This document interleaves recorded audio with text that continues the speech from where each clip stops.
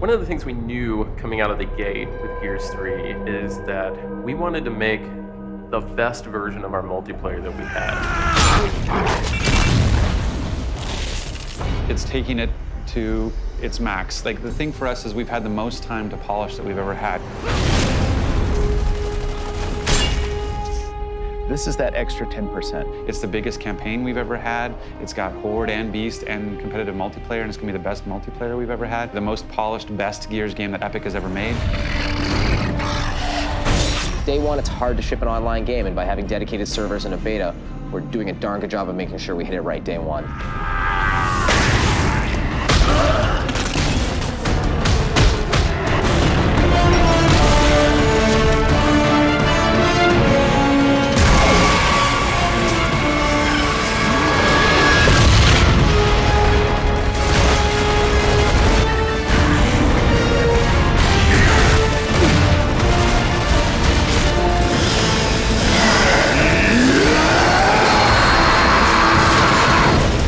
People ask me all the time, is Gears 3 gonna play like Gears 1 or is it gonna play like Gears 2? Gears 3 is gonna play like Gears 3. Gears 1 was really fast, and we slowed down Gears 2 a little bit in terms of trying to, again, to make it more accessible. And we felt like, you know, I think a lot of feedback we've gotten from players is that we felt like the pendulum swung too far, and so we've found this middle ground. I think we found the sweet spot.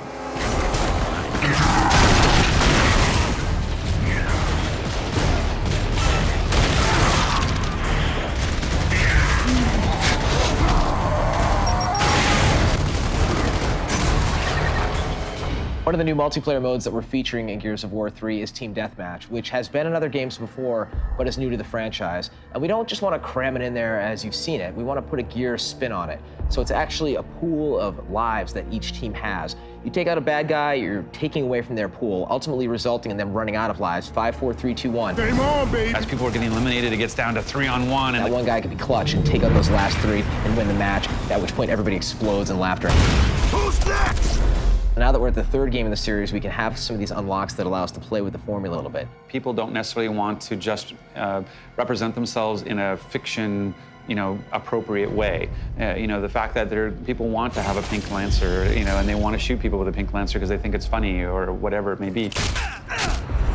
One of the incredible benefits of being able to do a beta for this multiplayer is that it's going to allow us to polish the entire multiplayer experience. We have put so many hooks in this game to know how many people are being hit with which weapon's doing the most damage, who's being downed on which part of the map, who's being executed, are people executing. All the stuff is being compiled in the back end so we can look at that and make a proper decision about how to balance the full game.